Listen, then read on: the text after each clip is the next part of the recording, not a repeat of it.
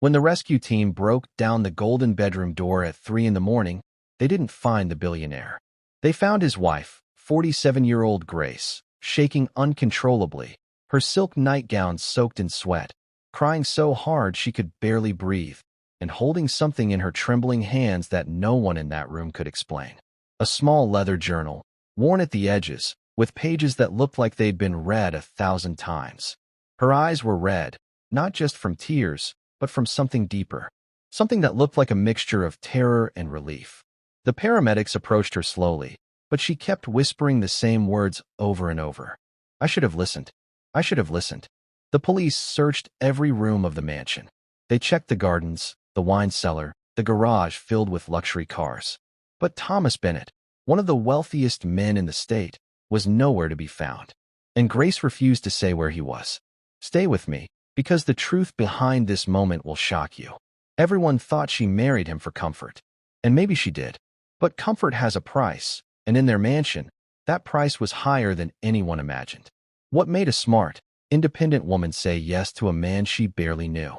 What secret did the billionaire hide behind his gentle smile? Why did their love story turn into something that would require police intervention? And how did Grace end up alone that night, clutching a journal that seemed to hold answers no one was ready to hear? Before we dive deeper, let us know in the comments where you're watching from. We'd love to hear from you. And if you're new here, click on the subscribe button so you never miss any of our upcoming videos. Grace Miller wasn't born into luxury. She grew up in a small town in Indiana, the daughter of a factory worker and a school cafeteria manager. Her childhood was filled with love, but shadowed by constant financial worry. She watched her mother count pennies at the kitchen table, saw her father come home exhausted every night, his hands rough and scarred from years of labor. Grace learned early that money wasn't just about buying things. It was about breathing easier, sleeping better, having choices. She worked her way through community college, became a nurse, and spent 20 years caring for others. She was good at her job, compassionate and skilled, but the long shifts, the emotional weight of watching people suffer, and the modest paycheck that never seemed to stretch far enough slowly wore her down. By the time she turned 45, Grace was exhausted. Not just physically, but spiritually. She looked at her small apartment, her aging car, her retirement account that would barely cover a year of living expenses, and she felt a deep, aching fear. The fear of growing old alone. The fear of struggling until her last breath. The fear of never knowing peace. She didn't want a mansion or designer clothes. She just wanted to stop worrying. She wanted comfort. And that's exactly what Thomas Bennett offered her. Thomas was 58 when they met at a hospital charity gala. Grace had been invited by a co-worker who couldn't attend. She almost didn't go, feeling out of place among the wealthy donors in their expensive suits and glittering jewelry. But something made her walk through those doors. Thomas noticed her immediately, not because she was the most beautiful woman in the room, though she had a quiet elegance that caught his eye, but because she looked uncomfortable in a way that felt honest. While everyone else seemed to be performing, Grace was simply herself. He approached her during the silent auction, struck up a conversation about the hospital's work, and within minutes, they were talking like old friends. Thomas was different from what Grace expected a billionaire to be. He wasn't flashy or arrogant.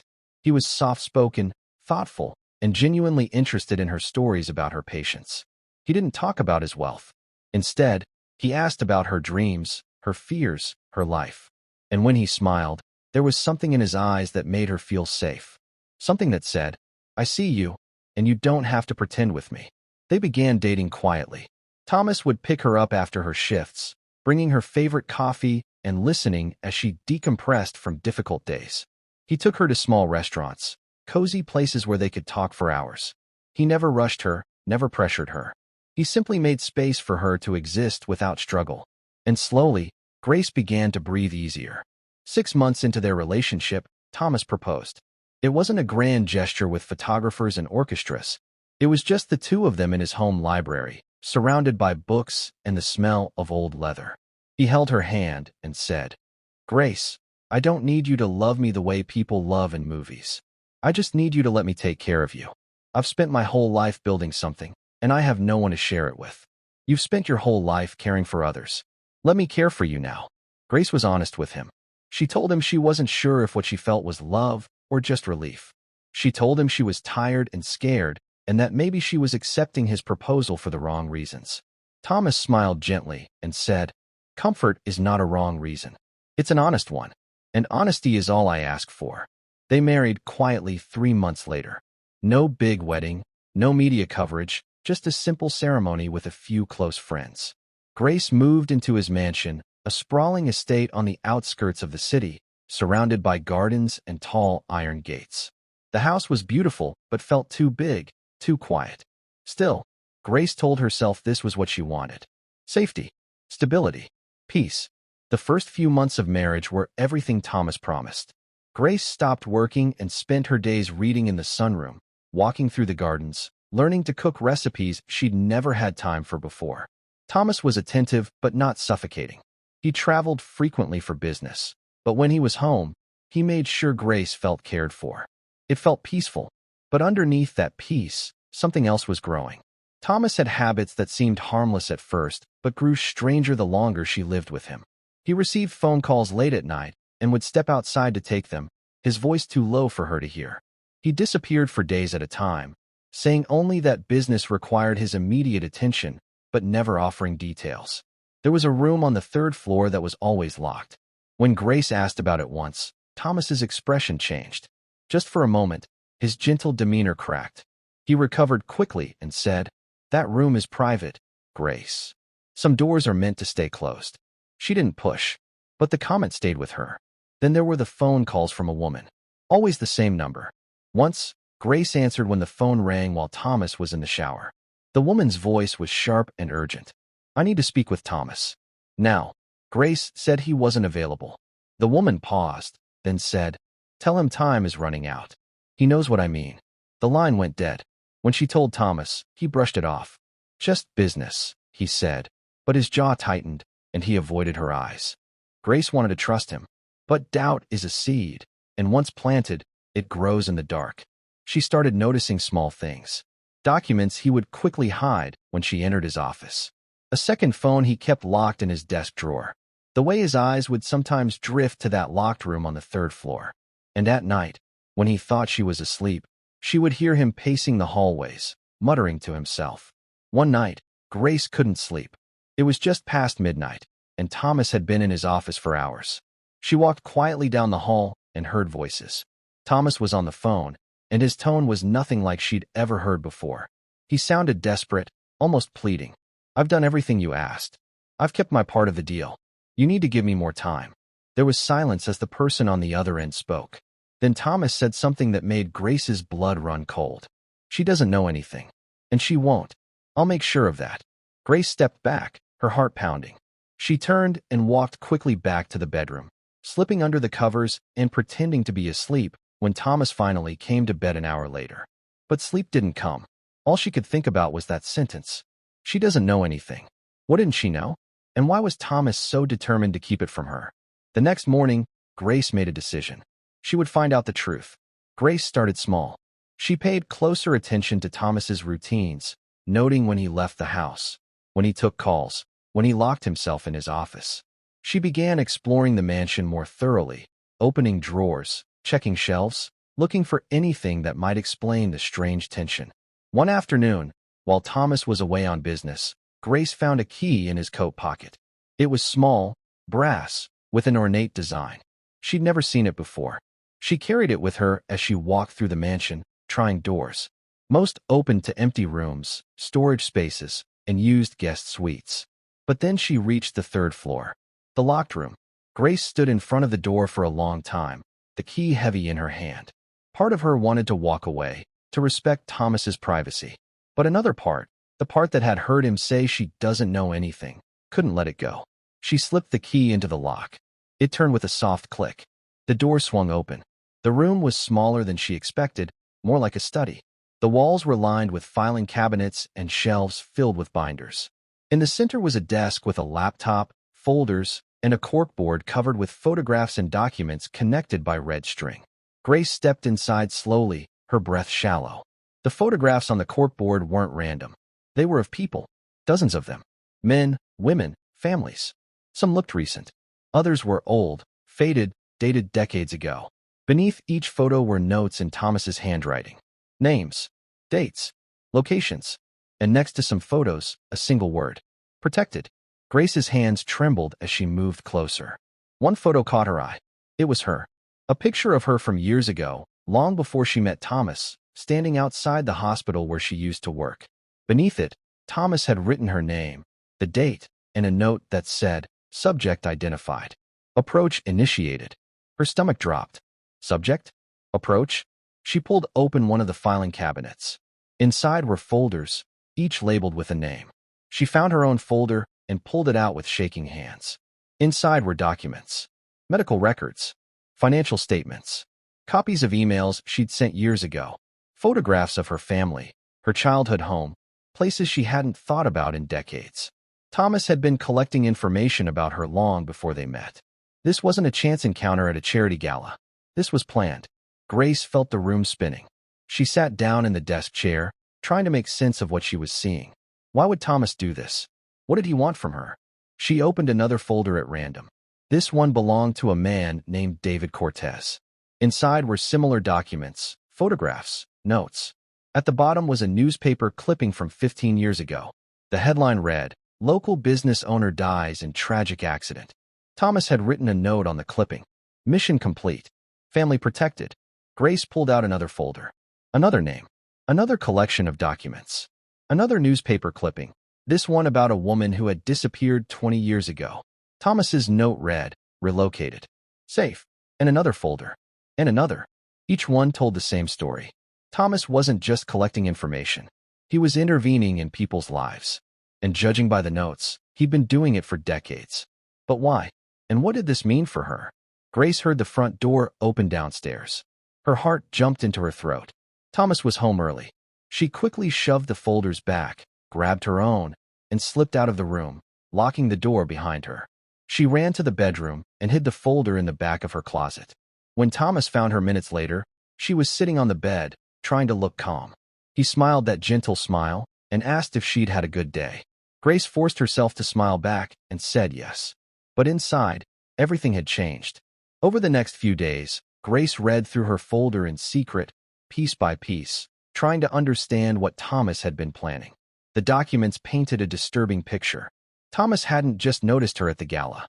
He'd been watching her for months before they met. He knew her schedule, her financial struggles, her fears. He knew she was vulnerable, exhausted, looking for a way out. And he used that information to position himself as her solution. But why? The folder didn't explain his motives. It only showed his methods. And the more Grace read, the more questions filled her mind. Was their entire relationship a lie? Did he care about her at all? Or was she just another subject in his files? And what did he mean by protected? She thought about the other folders, the people whose lives Thomas had documented. Some were marked, relocated, or mission complete. What had he done to them? Grace knew she couldn't confront Thomas directly. If he'd gone to this much trouble to hide the truth, he wouldn't simply confess. She needed more information. So one night, while Thomas was asleep, Grace snuck back into the locked room. She turned on the laptop, praying it wasn't password protected. It wasn't. The screen lit up, showing a desktop filled with folders organized by year. Grace opened the most recent folder. Inside were files labeled with names she didn't recognize. She clicked on one at random. It was a detailed report about a woman named Jessica Monroe, a single mother struggling with debt after her ex-husband abandoned her and their 2 children. The report included her address, her work schedule, her children's school, even her mental health history. At the bottom, Thomas had written a plan. Approach through charity event. Offer financial assistance through anonymous foundation. Monitor progress. Protect from ex-husband if necessary. Grace opened another file. This one was about a man named Marcus Green, a veteran suffering from PTSD and homelessness. Thomas's plan was similar. Connect through veterans organization. Provide housing and job training. Monitor. Ensure stability. And another file. And another. Each one detailed a person in crisis and Thomas's plan to intervene in their lives, always from the shadows, always without their knowledge. Grace sat back, her mind racing. This wasn't what she expected. Thomas wasn't hurting people. He was helping them. But he was doing it in secret, manipulating their lives without their consent, positioning himself as their savior without ever revealing his role. It was controlling, invasive, but it wasn't evil. Or was it? Grace didn't know what to feel.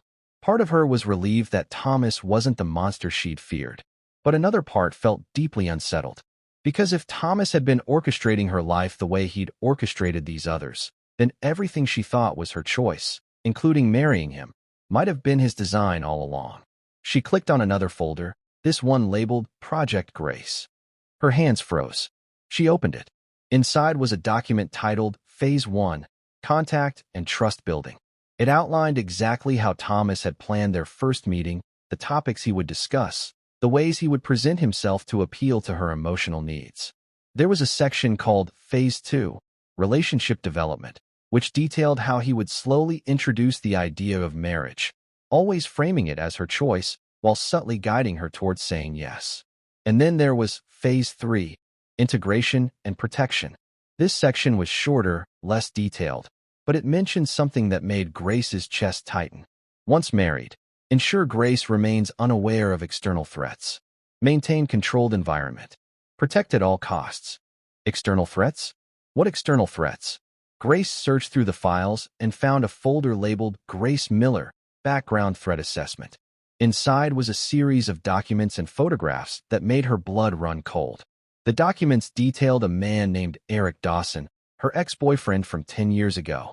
Grace had dated Eric briefly after her divorce, but the relationship turned toxic quickly. Eric was possessive, controlling, and when Grace tried to end things, he became obsessed. He showed up at her work, sent her hundreds of messages, followed her home. Grace had filed a restraining order, and eventually, Eric seemed to disappear. She thought he'd moved on, but according to Thomas's files, Eric never moved on. He'd been tracking her for years, obsessively collecting information about her, planning ways to re-enter her life. The documents included screenshots of emails Eric had sent to himself, detailing his fantasies of confronting Grace, of reminding her that she belonged to him. There were photographs Eric had taken of Grace from a distance, outside her apartment, at the grocery store, leaving work. And there was a note from Thomas, dated 2 years ago, that said, Threat identified. Subject requires immediate protection. Initiate contact plan. Grace felt sick. Thomas hadn't found her by accident. He'd been protecting her from Eric. Everything he'd done, the careful planning, the controlled environment, even marrying her, had been about keeping her safe from a man she didn't even know was still a threat. But Thomas had never told her. He'd let her believe their relationship was organic, that she'd chosen him freely, when in reality, he'd been controlling the situation from the start. Grace spent the rest of the night reading through the files. The documents revealed that Thomas ran a private operation, funded by his wealth, dedicated to protecting people who were vulnerable to specific threats. He called it the Shield Project. His team identified individuals who were in danger, stalking victims, abuse survivors, people targeted by criminals, and intervened in their lives without their knowledge. They provided financial support, created new identities when necessary, relocated people, even dealt with threats directly when required. The files included case studies going back 30 years. Hundreds of people, all of them protected, all of them unaware that someone had been quietly steering their lives towards safety. And Grace was one of them. But unlike the others, Thomas had become personally involved. He hadn't just protected her from a distance. He'd married her. Why? Grace found a personal journal file buried deep in the folders. It was Thomas's private notes, written in a confessional style, documenting his thoughts and feelings about the work he did. She opened it and began reading. The journal entries were raw, vulnerable, completely different from the clinical reports. Thomas wrote about the weight of his work, the isolation it created, the moral questions that kept him awake at night. He wrote about the people he'd saved and the ones he couldn't. He wrote about his own past, a childhood marked by violence and loss, and how those experiences had driven him to build the Shield Project. And then she found the entries about her. The first one was dated 3 years ago. I saw her today. Grace Miller. Nurse. Kind eyes. Doesn't know that Eric Dawson has been watching her for months, planning something I don't want to imagine. I'll protect her, the way I protect all of them. But there's something different about her. Something that makes me want to do more than just keep her safe. I want to know her. And that terrifies me. The entries continued. documenting his internal struggle. He wrote about feeling guilty for being attracted to her, for wanting a relationship that went beyond his mission. He questioned whether it was ethical to approach her romantically when she didn't know the real reason he'd entered her life. But he also wrote about loneliness, about spending decades protecting others while living in isolation, about wondering if he deserved connection and happiness too. One entry, dated a year and a half ago, just before he proposed, said this: "I asked Grace to marry me today. She said yes, but she also told me she wasn't sure if she loved me or just needed security. I told her that honesty was enough. And it is, because I love her enough for both of us. I love her knowing that I may never tell her the whole truth. I love her knowing that she married me for comfort, not passion. And maybe that makes me selfish. Maybe I'm no better than the threats I protect people from, manipulating circumstances to get what I want. But I swear I will keep her safe, even if she never knows why, even if she never loves me the way I love her.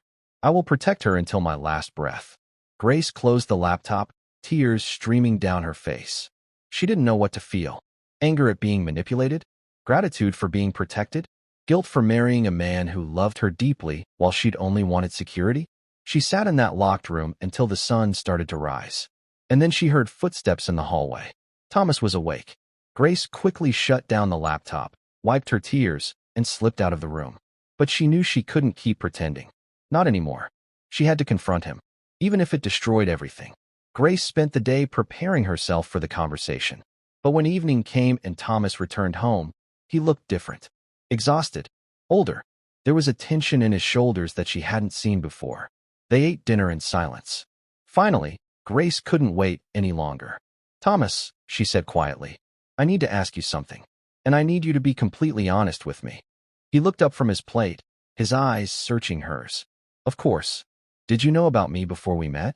Did you plan our relationship?" Thomas's expression didn't change, but something in his eyes shifted. A resignation. A sadness. He set down his fork and took a deep breath. "Yes," he said simply. Grace felt her heart crack. Hearing him confirm it out loud was different from reading it in files. "Why?" she asked, her voice shaking. Thomas stood and walked to the window, looking out at the darkening sky. "Because someone was going to hurt you. And I couldn't let that happen." He turned to face her, and for the first time since she'd known him, Thomas looked vulnerable. "Scared. Grace, I've spent my entire adult life trying to protect people who can't protect themselves. I've done things I'm not proud of. I've manipulated situations, controlled variables, played God with people's lives because I believed it was the right thing to do. And maybe I was wrong. Maybe I've been wrong this whole time. But when I saw what Eric Dawson was planning to do to you, I couldn't just watch from a distance. I had to get involved." "You could have warned me," Grace said, tears welling up. "You could have told me the truth and let me decide what to do." "I know," Thomas said, his voice breaking. "But I was afraid you wouldn't believe me, or that you'd confront him and make things worse. Eric was dangerous, Grace. Not just obsessed. Dangerous. And I needed to make sure he could never get near you." "So you married me?" Grace asked, her voice rising. "You made me think I was making my own choices when really you were controlling everything?" Thomas flinched. "I married you because I fell in love with you. I know that doesn't excuse what I did. I know I should have told you the truth. But I was selfish. I wanted you in my life, not just as someone I was protecting, but as my partner, my wife. And I convinced myself that if you were safe and happy, the methods didn't matter." "Where is Eric now?" Grace asked. Thomas hesitated. "He's no longer a threat." "What does that mean?" Grace pressed. "Did you hurt him?" "No," Thomas said firmly. "I would never take a life. But I made sure he understood that if he ever came near you again, he would lose everything. His freedom, his reputation, his future. I have evidence of every law he's broken, every boundary he's crossed. And he knows I'll use it if he ever tries to contact you. He's moved to another state. He's in therapy, and he's being monitored to ensure he stays away." Grace didn't know whether to feel relieved or horrified. "And the other people in your files? Are you controlling all of their lives too?" "I'm protecting them," Thomas said. "There's a difference." "Is there?" Grace challenged. "Because from where I'm standing, it looks like you're playing puppet master with vulnerable people who don't know you exist." Thomas's face hardened. "You think I enjoy this? You think I like living in the shadows, manipulating circumstances, never being able to have a normal relationship because my entire life is built on secrets?" I do this because no one else will. Because the system fails people like you, people like the others in my files. And if I don't step in, they suffer. That doesn't give you the right to control their lives without their knowledge, Grace said. Even if your intentions are good, Thomas, what you're doing is wrong. People deserve to know the truth. They deserve to make their own choices, even if those choices are risky. And what if their choices get them killed? Thomas shot back. What if I step back and let them handle it themselves, and they end up dead because I didn't intervene? They stared at each other, the weight of decades of moral complexity hanging between them. I don't know if I can stay married to you, Grace said quietly. Thomas's face crumbled. For a moment, he looked like he might cry, but he nodded. I understand. If you want to leave, I won't stop you. I'll make sure you're financially secure. You'll never have to worry about money again. And I'll make sure Eric never comes near you. You'll be safe, even if you're not with me. That's not the point, Grace said, tears streaming down her face. I don't want your money, Thomas. I wanted a partner. I wanted someone who respected me enough to let me make my own choices. But you took that away from me. Grace walked out of the dining room and went upstairs to the bedroom. She packed a bag, her hands shaking. She didn't know where she would go, but she knew she couldn't stay. Not tonight. She needed space to think. But as she was zipping up her bag, she heard a crash downstairs. Then shouting. Then Thomas's voice, urgent and commanding, yelling at someone to get out. Grace ran to the top of the stairs and looked down. The front door was open, and standing in the foyer, wild-eyed and breathing hard, was Eric Dawson. He had a gun. Grace froze, her entire body going numb. Thomas stood between Eric and the staircase, his hands raised. Eric, you don't want to do this, Thomas said calmly. Yes, I do, Eric said, his voice shaking. You ruined my life. You took everything from me. My job, my reputation, my future. And you took her. She was mine first. She was never yours, Thomas said firmly. And you need to leave. Now, before this gets worse. Eric laughed, a hollow, broken sound. Worse? It can't get worse. I have nothing left. Nothing. So if I'm going down, I'm taking you with me.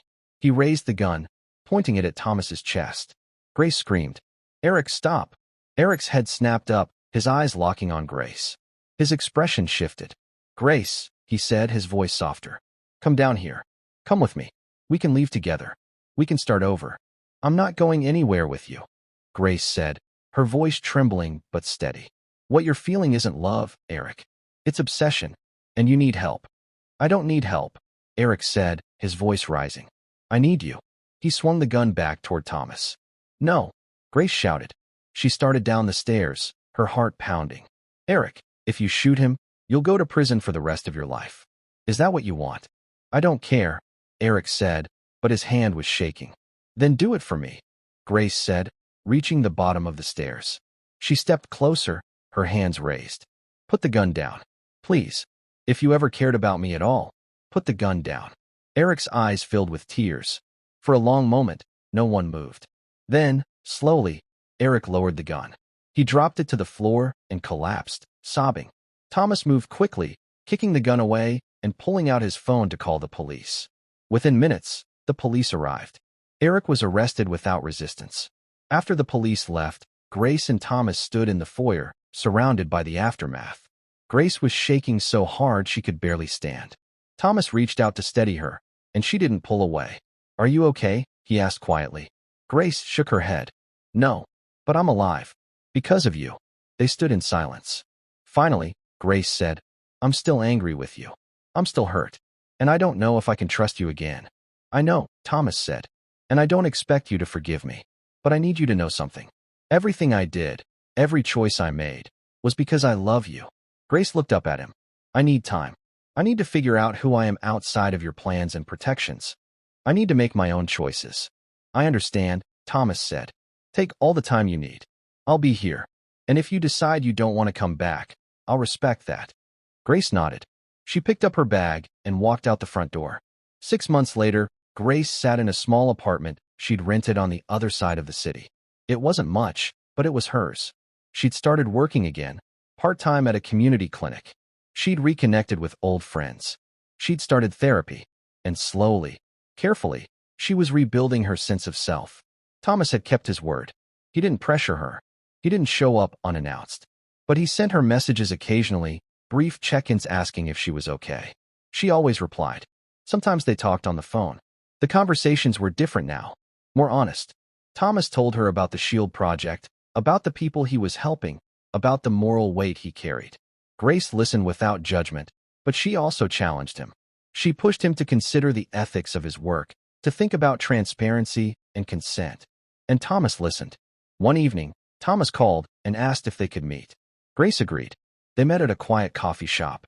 Thomas looked older, more tired, but there was something softer in his expression. "I've made a decision," he said. "I'm shutting down the SHIELD project." Grace's eyes widened. "What? What?" "Because you were right," Thomas said. "I've been playing God with people's lives, and no matter how good my intentions were, it was wrong. I've been so focused on protecting people that I forgot they have the right to live their own lives, even if those lives are messy and dangerous." "What will you do instead?" Grace asked. "I'm starting a foundation. A legitimate one. We'll still help people who are in danger, but we'll do it openly. We'll provide resources, legal support, counseling, safe housing. But we'll let them make their own choices. We'll empower them instead of controlling them." Grace felt tears sting her eyes. "That's a big change." "It's the right change," Thomas said. He reached across the table and took her hand. "I can't undo what I did. I can't give you back the choices I took from you. But I can promise that from now on, I'll respect your autonomy. I'll be honest with you, and I'll never manipulate you again." Grace looked down at their joined hands. She thought about everything that had happened, the lies and the love, the control and the sacrifice. She thought about the man who had orchestrated her life, but also saved it. And she thought about what she wanted. Not what was safe, not what was comfortable, but what was true. "I don't know if I can come back to the mansion," Grace said. "I don't know if we can go back to the way things were." "I don't want to go back," Thomas said. "I want to start over. Honestly this time. No plans. No control. Just two people trying to figure out if they can build something real." Grace smiled, tears streaming down her face. "I'd like that." They didn't rush. Over the next year, Thomas and Grace rebuilt their relationship slowly, carefully. They went on real dates. They had difficult conversations. They argued and disagreed, and learned how to navigate conflict without manipulation. Grace kept her apartment. Thomas sold the mansion and moved into a smaller home, one that didn't feel like a fortress. They spent time apart and time together, always respecting each other's boundaries, always choosing each other honestly. And one evening, 2 years after everything had fallen apart, Thomas asked Grace to marry him again. Not because she needed protection, not because he had a plan, but because they loved each other truly and honestly, with all their flaws and complications. Grace said yes. This time, there were no secrets hiding in locked rooms. There was just Grace and Thomas, two imperfect people who had fought their way through lies and control to find something real, something worth protecting. Not because it was comfortable, but because it was true. Now let me ask you something. If you were in Grace's position, knowing that someone had manipulated your life, but also saved it, could you forgive them? Could you rebuild trust with someone who loved you enough to protect you, but didn't respect you enough to tell you the truth? And what about Thomas? Was he a hero for protecting vulnerable people, or was he wrong to take away their agency, even with good intentions? How would you feel if you discovered that the most important relationship in your life was built on manipulation, even if that manipulation came from a place of love? These are not easy questions. And maybe that's the point. Because real life is complicated. Love is complicated. And sometimes the people who save us are also the people who hurt us the most. If this story made you think, if it made you feel something deep, let us know in the comments. Tell us where you're watching from and what choice you would have made. And if you want more stories that challenge you, that stay with you long after the video ends, subscribe so you never miss what we share next.